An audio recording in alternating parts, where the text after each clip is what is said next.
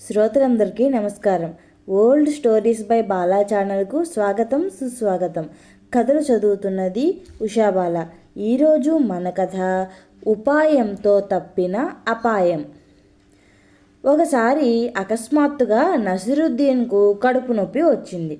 అది త్వరగా తగ్గేటట్లు కనిపించలేదు. వైద్యుణ్ణి సంప్రదించాడు. అతడు మందు ఇస్తూ ఉదయము సాయంత్రం బాగా నడవమని సలహా ఇచ్చాడు. నసిరుద్దీను ఆ సలహాను పాటించాడు. రోజు పొద్దున్నే సాయంత్రం ఊరి చివరి వరకు నడవసాగాడు. నడక అతడికి హాయి అనిపించింది. ఒకరోజు సాయంత్రం మామూలుగా నడవటం సాగించాడు. ఊరు దాటి మైదానంలోకి వచ్చాడు. వాతావరణం ప్రశాంతంగా ఉంది. చల్లని గాలి వీస్తున్నది. అతడికి హాయిగా అనిపించింది. మైమరచి నడవసాగాడు. అతడు నడిచే దారి పక్కన శ్మశానం కూడా ఉన్నది. చాలా దూరం ఏవేవో ఆలోచించుకుంటూ నడిచాడు. ఒక చోట ఆగి చూస్తే సూర్యుడు అస్తమించి చిమ్మ చీకట్లు కమ్ముకుంటున్నాయి. ఊరు చాలా దూరంలో ఉన్నది.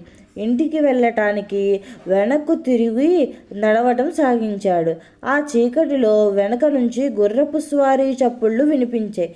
వెనక్కు తిరిగి చూశాడు. దూరం నుంచి కొంతమంది గుర్రాల మీద వస్తున్నట్లు కనిపించింది. వాళ్ళు బందిపోటు దొంగలనే అతడికి అనుమానం వచ్చింది. వెంటనే భయం వేసింది. ముచ్చెమటలు పోశాయి. పరుగు లంకించుకున్నాడు. అలా కొంత దూరం వెళ్ళి వెనక్కు తిరిగి చూశాడు. దొంగలనుకున్న వారు అతని వెనకనే వస్తున్నారు. వారు అతడిని వెంబడిస్తున్నట్లు అర్థమైంది. నసిరుద్దీన్ను దోచుకోవాలన్నదే వారి పన్నాగం. ఒకచోట మలుపు వచ్చింది. ఆ మలుపులో వెనుక వస్తున్న వారికి నసిరుద్దీన్ జాడ కనిపించలేదు. దారిలో శ్మశానం వచ్చింది. అతడు వెంటనే శ్మశానంలోకి పరిగెత్తాడు. కాస్త ఊపిరి పీల్చుకొని ఆలోచించాడు. దగ్గరలో సగం తీసిన గొయ్యి కనిపించింది. తను ఇంకాస్త మట్టి తీసి ఆ గోతిని లోతుగా చేశాడు. దానిలో దిగి వెళ్ళకిలా పడుకున్నాడు. దొంగలు ఎలాగో అతడి జాడ కనిపెట్టి శ్మశానంలోని గోతిని సమీపించారు. దానిలో పడుకుని ఉన్న నసిరుద్దీన్ను చూశారు. ఒకడు వంగి చూశాడు. నసిరుద్దీన్ ముఖంలో చిరునవ్వు కనిపించింది. మమ్మల్ని తప్పించుకోవాలని ఇక్కడికి వచ్చావా? ఏం చేస్తున్నావు ఇక్కడ అని వారిలో ఇంకొకడు అడిగాడు.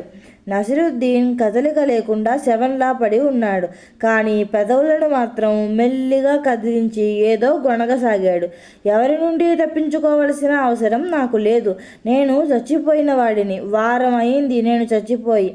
నన్ను ఈ గోతిలోనే పుడిచిపెట్టారు. గోతిలో చాలా ఉక్కగా ఉంది. చచ్చిపోయిన వారికి కూడా స్వచ్ఛమైన చల్లగాలి కావాలి కదా. అందుకని గోతిలో నుంచి పైకి వస్తాను. చల్లగాలిని అనుభవిస్తూ చాలా దూరం నడుస్తాను. అలా తిరిగి వచ్చేటప్పుడే మీరు నన్ను చూశారు.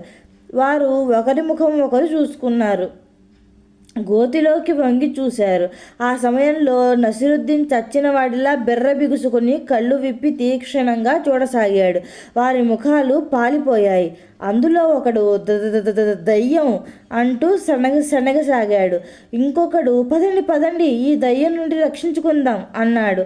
వారు గజగజ వణుకుతూ గుర్రాలెక్కి అక్కడి నుంచి ఉడాయించారు.